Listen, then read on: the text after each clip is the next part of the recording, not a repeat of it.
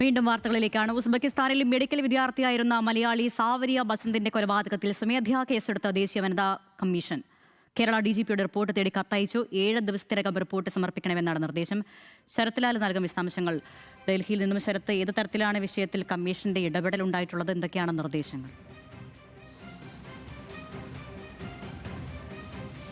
ദേശീയ വനിതാ കമ്മീഷൻ വളരെ സ്വയമേധയാ എടുത്തൊരു കേസിൽ പ്രകാരമാണ് ഇപ്പോൾ നോട്ടീസ് അയച്ചിരിക്കുന്നത്. ഇതിൽ വളരെ പ്രധാനപ്പെട്ട ഒരു കാര്യം, ഈ കേരള DGPക്ക് പുറമെ ഇന്ത്യൻ നയതന്ത്ര മന്ത്രാലയത്തിനും നോട്ടീസ് അയച്ചിട്ടുണ്ട്. വിദേശകാര്യ വകുപ്പിൻ്റെ വിദേശകാര്യ സെക്രട്ടറിക്ക് തന്നെയാണ് നോട്ടീസ് അയച്ചിരിക്കുന്നത്.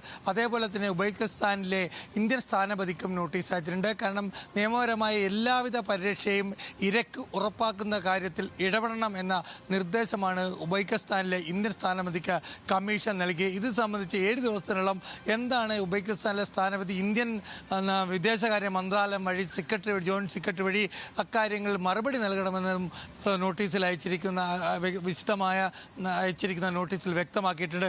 ഏതായാലും ദേശീയ വനിതാ കമ്മീഷൻ ഈ വിഷയത്തിൽ ഇടപെടുന്നു എന്ന് തന്നെയാണ്. എന്താണ് സംഭവിച്ചിരിക്കുന്നത്?